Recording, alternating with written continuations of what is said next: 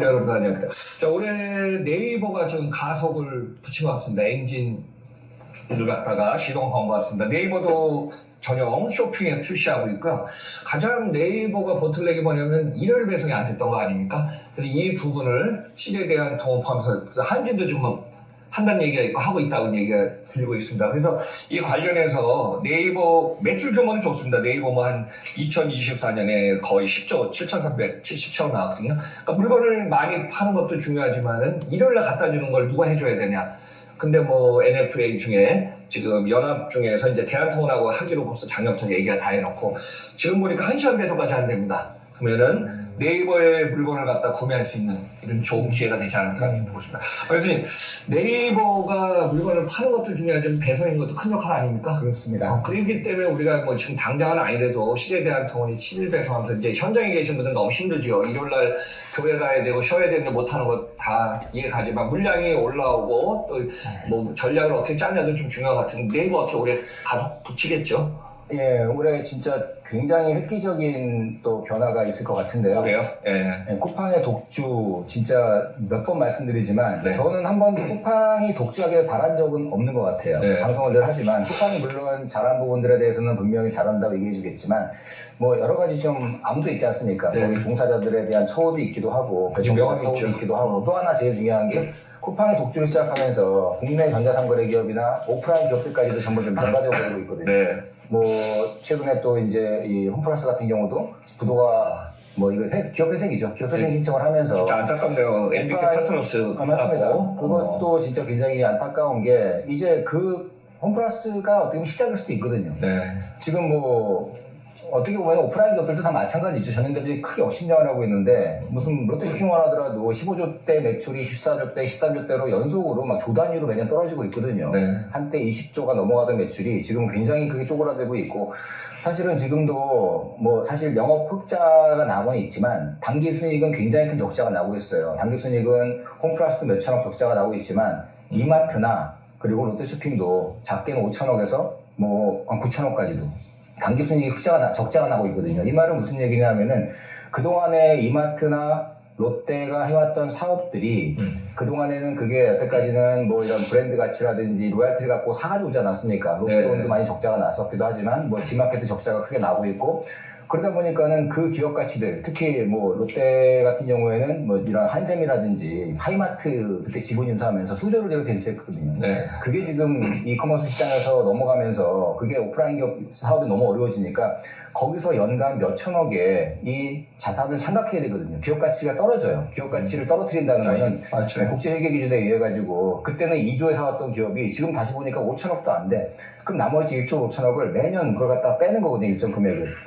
작년만 하더라도 거기서 전자 하이마트라든지 이런 한샘이라든지 거기서 수천억에 달하는 몇 년간에 그게 또 이제 장부상에서 영업 경상이익에서 적자가 나게 했던 요인이었고요. 네. 이마트도 마찬가지로 특히 이제 지마켓 같은 경우에는 3조 4천억에 살았지만 네. 지금 기업 가치로 따진다면은 그게 조 단위 기업 가치 날라갔거든요. 벌써. 2조가 될까 말까 이런 얘기 그렇죠. 나오지 않습니까? 왜냐하면은 지금 11번가가 초창기만 하더라도 2조 7,500억의 기업가치 인정받았다가 네. 최근에는 지금 5천억, 6천억 이게 나오지 않습니까? 그쵸. 그렇게 따진다면은 지금 지마켓도 지금 이게 1조 가치를 인정받을지 1조 5천억일지도 모르는 거예요. 그럼 나머지 2조에 해당하는 1조 2조에 해당하는 돈을 장부상에서 털어버려야 된다는 얘기죠. 그래서 그게 굉장히 기업의 발목을 앞으로도 잡고 있는 부분이고 그러다 보니까 사실 이 부분이 원초적으로 시작한 게 바로 쿠팡이었다는 얘기죠. 물론 네이버와 쿠팡이 양강을 하고 있지만 쿠팡이 독주를 계속해 나가면서 사실은 지금 오프라인 기업뿐이 아니라 온라인 기업들도 하나씩 지금 굉장히 큰 위험 속으로 빠져 들어가고 있고 네. 이 상태라고 보면 저는 굉장히 불안한 게 결과적으로는 쿠팡이 독주를 해서 많은 기업들이 역사의 비약기로 사라진다면은 거꾸로 쿠팡이 이제는 그 독과점의 힘을 이용해서 소비자들의 서비스도 더 안 좋아질 수 있다. 당연하겠죠, 그거는. 내가 경쟁 상대가 없다면. 맞아요. 말씀 중에 네. 그런 뭐 예상도 많았고 지금 제가 잠깐요 기억나는 게 옛날에 유진그룹이 하이마트를 1조 8천에 샀거든요. 그다가 같이 떨어져서 롯데가 1조 2천에 샀거든요. 근데 요즘 안 되니까 저기 오프라인 마트 그거 지금 막 지금 통합했더라고요. 맞습니다. 그 정도로 지금 이제 힘든 거네요. 어렵죠. 이커머스가 워낙 많아지고 이 쿠팡 독주가 가니까요. 맞습니다. 이게 현실화된 거네. 맞습니다. 네. 오프라인 매장을 지금 계속 수백 개를 수백 개. 지금 줄여나가고 있고 네. 또 물류센터도 지금 통폐합 작업 들어가 있고 계속 좀 다운사이징을 하면서 영업이익을 흑자로 올리기 위해서 매출은 지금 4조대에서 2조대 절반 가까이 떨어졌거든요. 하이마트만 하더라도. 그렇죠. 그게 쿠팡이 이런 얘기를 해요. 그 하이마트 관계자나 그 가전업계 관계자들은 쿠팡이 원가를 공개한 순간에 전자랜드나 하이마트 같이 그동안에 이 양판점 사업을 하던 그렇죠. 그런 업체들은 한 방에 무너질 수밖에 없었다. 압력밥솥을 얼마에 팔든 관계없었는데 여기서 이제 쿠팡에서 압력밥솥이 딱 원가가 나오는 거죠, 그게. 여태까지 상상도 못하던 가격이 나오는 순간. 그리고 거기서 쿠팡이 설치물류라고 해서 네. 냉장고, TV, 에어컨, 세탁기까지도 전부 다 쿠팡에서 매입을 해가지고 직접 로켓 설치를 해주니까 네. 직격탄을 맞을 수밖에 없고. 그래서 쿠팡이 무서운 거는 옛날에는 식료품 팔던 회사가 지금은 이제 가전부터 해서 뭐 타이어까지 혹은 무슨 AS 시장까지도 다 진출했기 때문에 앞으로 쿠팡이 진출하는 사업이 아마존이 진출하면 아마존 아이즈들하고 그 산업군이 초토화되는 것처럼 쿠팡도 그 길을 가고 있거든요. 그래서 쿠팡이 이대로 독주를 하게 됐을 경우에는 사실 국내에 있는 이 오프라인뿐이 아니라 온라인 기업들 굉장히 큰 위험 속에 빠질 수도 있다고 생각을 해요. 소비자들은 일시적으로 좋을지 몰라도 궁극적으로는 결과적으로는 이게 독주가 끝나고 나서 다 쓰러지고 난 다음에는 다시 우리가 반품도 돈을 내고 해야 되는 배송비도 더 비싸게 내야 되는 이런 시대가 올 수밖에 없다는 거죠. 그게 그래요. 이제 최근에 약간 나오지 않습니까? 그래요. 조심히. 뭐, 고객도 뭐, 와우 회원이 뭐, 한 1,500은 안 되고 막 1,400까지 가갖고 또 연회비 올려놓고, 뭐 여기에 이제 뭐, 이제 여행부터 보험부터 다양한 상품들을 그냥 다 파니까요. 뭐, 거기에 관련된 카테고리 산업군들이 그냥 다 지금 계속 그냥 규모가 작아지는 거네요. 맞습니다. 소비자 입장에서 그냥 쇼핑 앱에서 그냥 하나를 모두 다 하지만은 그 기업들이 연쇄로 그냥 도미노 같이 지금 계속 추락하는 거니까. 그렇죠. 이게 이제 우리나라 산업군에 비해서는 심각한 거네요. 네, 그게 가장 우려가 되는 부분이고 우려되죠. 지금 이 순간도 그 나머지 오프라인 온라인 기업들은 역신장을 계속하고 있는 와중에 쿠팡만 20%대의 초고신장을 하고 있는 네. 그래서 쿠팡의 거래액이 55조라는 거래액은 진짜 엄청난 거래이거든요. 우리나라 전체 전자상거래 시장에서 본다 그러면은 거의 뭐 23%를 차지하고 있기 때문에 진짜 엄청난 거의 뭐 4명 중에 1명은 4개 중에 1개는 쿠팡에서 산다, 물건을 산다라고 하는 거고 그렇게 따지다 보니까는 결과적으로는 그거하고 남을 수 있는 데들이 별로 없어요. 왜냐하면은 그 일전에 1등을 했던 데들이 11번가 지마켓이었거든요. 2017년도만 하더라도 11번가 지마켓이 한 10조 정도 매출 올렸어요. 특히 지마켓 같은 경우에는 지마켓과 옥션 합쳐가지고 20조까지 매출 갔었는데 네. 지금 이제 그나마 쿠팡을 제외한다 그러면은 이 종합물 중에는 지마켓 옥션 합쳐서 14조 원, 11번가가 약 9조 원, 습닷컴이 한 6조 원, 알리익스프레스 시커머스가 지금 좀 떠오르고 있지만 여전히 3조 7천억. 네. 컬리가 거래액 기준으로 한 3조 원. 3조. 그 정도기 때문에 사실은 쿠팡하고 맞설 수 있는 그런 힘을 가진 데가 없다는 거죠. 그나마 박사님 말씀처럼 유일하게 네이버가 지금 네이버 스마트 스토어에 몇십만 명에 달하는 50만 명에 달하는 그 셀러들이 판매되는 금액이 50조 3천억이 되기 때문에 네. 쿠팡의 55조랑 맞설 수 있는 국내의 유일한 그런 기업 플랫폼이죠. 기업이라고 할 수는 없지만 그런 유통 플랫폼은 네이버밖에는 남지가 않았다. 나머지 모든 기업들은 지금 이 숫자들이 점점 역신장을 하고 있는데 네이버만 유독 그래도 뭐 한 10%대 안팎으로 성장을 해 나가면서 지금 50조로 쿠팡을 꾸준히 지금 위협하는 그런 상황으로 오기 때문에 올해 네이버의 행보가 정말 중요하다고 볼 수 있는 거죠. 작년에 뭐 저 컨퍼런스 콜에서 최선 대표가 얘기한 대로 뭐 전용 쇼핑의 출시, 그 다음에 AI 기술장에서 뭐 개인이 원하는 걸 갖다가 그냥 맞추면 갖다 주고 이거 하면은 뭐 일단 매출이나 구매가 올라가 버리면 그만큼 또 물량이 늘어난 거 아닙니까? 그렇죠. 그 물량이 늘어나는데 토요일날 구매해서 다음 주에 오면 의미가 없지 않습니까? 그걸 갖다가 지금 배송까지 해줄 수 있고 그게 가능하다면은 뭐 네이버, 지마켓 이 관련된 이커머스 기업들이 서서히 좀 움직여줄 수 있지 않나 그렇게 기대가 되네요. 맞습니다. 뭐 작년에 하반기에 뭐 워낙 큰 사건, 팀원 UF 사건 때문에 뭐 특수 효과도 지금 쿠팡도 많이 얻지 않았습니까? 그 힘든 상황에서도 그게 이제 어느 정도로 돌아오겠네요. 서서히. 그렇죠.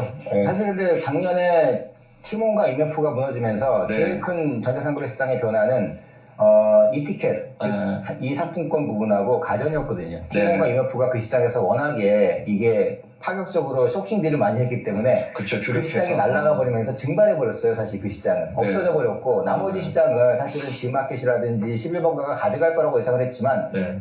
예, 시장은 반대로 그 시장을 쿠팡이 그 회원비를 멤버십 회원비를 올리면서도 그러면서도 불구하고 2,300만 명이 넘었었죠.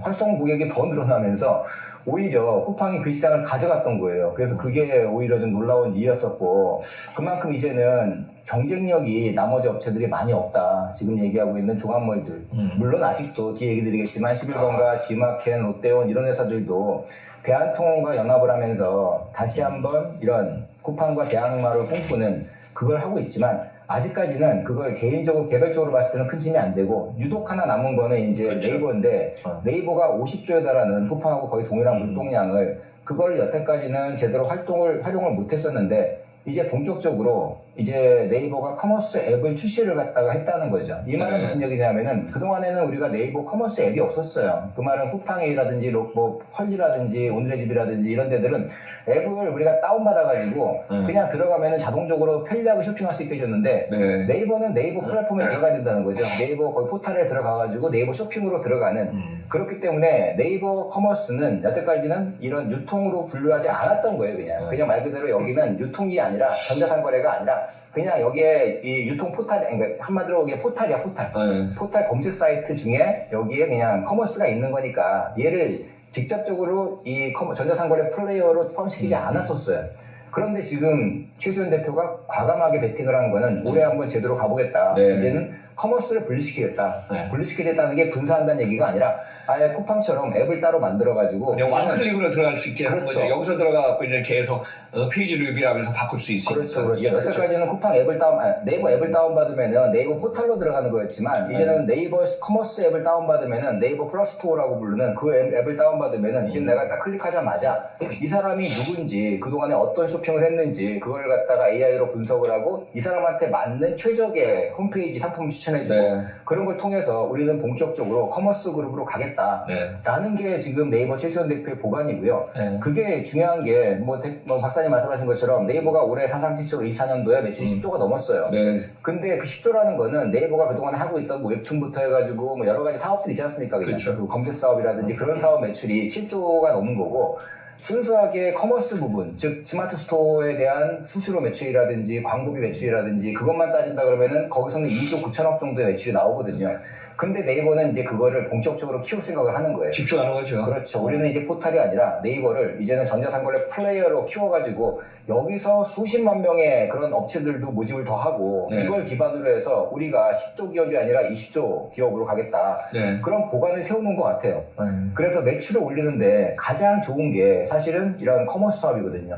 네이버는 거의 90% 이상이 수수료 사업이지 않습니까? 대부분이 수수료 사업이기 때문에 매출이 얼마가 나오든지 간에 거기서 뭐 5%, 10% 그런 수수료만 가지고 매출을 올리는데 커머스는 잘만 하면은 물류 서비스 수수료가 되지만 직접적으로 상품을 기획으로 잡아가지고 사입을 해서 판매할 수도 있다. 그렇게 따진다 그러면은 네이버가 지금 하고 있는 여러 가지 그런 이 커머스 사업군 중에서 뭐 이를테면 무슨 뭐 한정판 뭐 이런 뭐 그런 상품들 직매입해서 매출을 올릴 수도 있고 그러면 순식간에 쿠팡같이 매출이 뭐 20조, 30조까지 갈 수도 있는 부분이거든요. 물론 이거는 이제 장기간에 걸쳐가지고 전략적으로 선택할 문제지만 네이버가 그 첫 발을 내리는 게 그래서 그 커머스 앱을 별도로 네이버 플러스라는 앱을 별도로 분리시킨다가 하나고 두 번째가 박사님이 제일 중요하다고 말씀해 주신 바로 배송입니다. 배송이 되니까 물건을 팔 수가 있죠. 이제. 맞습니다. 쿠팡한테 여태까지 뒤졌던 거는 쿠팡은 지금까지 9조를 투자했거든요. 지금까지 6조를 투자했던 거에다가 3조를 더 투자해서 9조를 투자해서 2, 3년 안에 이제 네, 지금까지 잡힌 게 9조고 아마 9조가 거의 집행이 내년까지 될 것 같아요. 9조라는 돈을 투자해서 2026년도 7년도까지는 전 국민을 쿠세권, 즉 쿠팡 역세권으로 주겠다. 쿠팡 물류센터 반경 10분 이내에 90% 안에 모든 걸 다 하겠다는 그렇죠. 전 국민의 90%가 지금 쿠팡에서 10분이면 물건 갖다 줄 수 있는 물리적으로는 그런 쪽으로 우리가 물류센터를 구축하겠다는 거기 때문에 그런 정도의 물류 규모라 그러면 풀프먼트 구조이기 때문에 사실은 대한통운이 물류센터가 쿠팡보다 더 많거든요. 그럼에도 불구하고 대한통운은 구조적으로는 3PL 물류이기 때문에 그렇게 쿠팡처럼 직접 갖다 주는 거는 한계가 있는데 네이버가 이제 대한통운이 됐던 한진이 됐던 그런 파트너들하고 연계도 하고 본인들이 직접적으로 그런 부분도 투자를 갖다 해서 쿠팡 방식으로 빠른 배송, 쿠팡보다도 더 빠른 배송, 더 편리한 배송을 하겠다라고 선언을 한 거거든요. 맞아요. 우리 또 이 방송 유통물류 아닙니까? 택배는 뭐 여러분들 이제 중앙에 갔다 가는 게 허브앤드 스포크고, 근데 중간 지점이 포인트 아닙니까? 사실 쿠팡 같은 경우도 어떻게 보면 캠프에서 이동하니까 포인트 아닙니까? 갑자기 생각나는데, 그렇죠? 그렇죠. 쿠팡은 해갖고 빨리 딜리버리가 되는데, 대한통운 같은 3PL 보관물리에다가 택배는 또 그냥 뭐 포인트도 하지만 이게 이제 섞인 거죠. 그렇죠. 섞이니까 이게 엉키니까 이게 빨리 못 갈 수도 있는 거예요. 그러니까. 택배 같은 경우에 말씀하신 것처럼 택배는 허브앤스포크 방식이라서 페덱스에서 처음 시작을 했지만 네, 그렇죠. 간선센터에서 물건을 집하를 해서 그거를 허브센터, 즉 대전이나 옥천으로 보내고 대한통운은 다시 그거를 간선센터, 전국에 있는 한 270개 간선센터로 또 분류하고 거기서 그래서 고객한테 배송을 하기 때문에 실제로 택배센터 같은 경우에는 배송일이 평균 2.3일이 걸립니다. 2.3일이 걸려야지 내가 물건을 받아볼 수가 있다라고 볼 수가 있어요. 들어왔다가 불렸다 나갔죠. 그렇죠. 물론 이제 수도권은 옆에 수도권으로 가겠지만. 그렇죠. 그래서 어쨌든 이제 그 택배센터는 기본적으로 집하라는 과정이 무조건 있어야 된다. 네. 그래서 직접 내가 아무리 가까운 데서 물건을 주문한다고 하더라도 거기서 내가 우리 집 옆집에 만두 가게에서 만두를 주문한다고 하더라도 50m 거리인데도 안 갖다 준다는 거죠. 다시 대전까지 가가지고 대전에서 다시 우리 동네로 와서 갖다 주는 게 이게 택배의 기본이었고요. 네. 근데 이제 그거를 쿠팡 방식으로 가겠다. 쿠팡은 택배가 아니라 풀스먼트이기 때문에 그 과정을 없애겠다. 집화 과정을 없애고 물류센터에다가 상품을 다 업체한테 받아가지고 직매입을 하든지 위탁으로 보관을 하든지 갖다 놓고 주문이 들어오면은 바로 당일 배송, 새벽 배송, 무조건 일일 배송까지 해준다. 그래서 쿠팡 로켓 배송, 쿠팡 로켓 크로스 이 두 가지 배송은 쿠팡 전체 매출에서 뭐 거의 뭐 90%에 육박을 하겠지만 그 매출은 무조건 우리는 D 플러스 1일까지는 가져다 준다였었고 그게 안 됐기 때문에 그동안에는 네이버가 고전했던 것도 쿠팡은 365일 배송이 되는데 네이버는 365일 중에서 한 70일은 배송을 못했다는 거죠. 일요일 배송이 안 돼요. 일요일, 토요일 배송이 안 되고 사실은 공휴일 배송이 안 되는 경우가 많았고 일요일 배송이 안 되니까 공휴일과 그 다음에 일요일 배송이 안 되니까 한 1년에 70일은 배송이 안 됐다는 거죠. 가장 중요한 일요일 배송이 안 되다 보니까는 이 전자상거래 시장에서 게임이 안 된다는 거죠. 쿠팡은 토요일날 물건 주문해도 일요일날 갖다 주는데 내가 밥 먹을 때 반찬거리 살 수 있는데 뭐 네이버에다가 시키면 토요일날 시키면 월요일 갖다 주니까 이게 굉장히 큰 거죠. 결과적으로는 그 싸움에서 이제는 대한통운도 택배 물량이 줄어드니까 쿠팡 연계를 하고 쿠팡하고 대항마가 되기 위해서는 네이버의 그런 전자상거래 업체들을 묶고 대한통운이 그것들을 1호 배송까지도 책임을 지면서 그런 방식이라 그러면은 이제는 한번 해볼 만하지 않겠냐라고 한 거고 그거를 이제는 네이버가 받은 거죠. 네이버가 받고 내가 받고 더 뭐 타짜에 나오는 것처럼 이거 받고 더 한 게 그동안에는 네이버가 뭐 오늘 주문 갖다 오면 내일까지 갖다 드릴게요. 이거 얘기했다가 지금 굉장히 특이한 게 오늘 배송, 그 다음에 일요 배송, 그 다음에 휴망시간 배송, 그 다음에 즉시 배송. 굉장히 다양해졌어요. 이거는 지금도 쿠팡도 다 하고는 있는데 문제는 뭐냐면은 네이버는 그거를 더 내가 만약에 쿠팡 플러스 앱 다운을 갖다 받으면은 네이버 플러스 다운을 받으면은 그걸 갖다 첫 화면에 이 상품을 내가 오늘 중으로 받을 건지 1시간 안으로 받을 건지 내일 새벽에 받을 건지 내일 중으로 받을 건지 아니면은 2, 3일 뒤에 받을 건지 그거는 이제 선택의 영역이 높겠지만 그 모든 배송을 아주 심플하게 그렇게 만들어 놓고 쿠팡은 언제 올지 몰라 이런 거죠. 내일 온다 그러지만 그렇지만 우리는 오늘 1시간 이내 내일 새벽 내일 언제까지 그런 시간대 지정 배송까지도 해주겠다. 사실 이 부분은 석닷컴 같은 데나 롯데닷컴 같은 데서 했었어 옛날에 그 물류센터를 운영했을 때. 근데 그런 방식을 이제는 이 전자상거래에도 도입을 해서 쿠팡보다도 더 세련되고 더 우리가 더 편리한 그런 배송 서비스를 해주겠다라고 선언을 한 거거든요.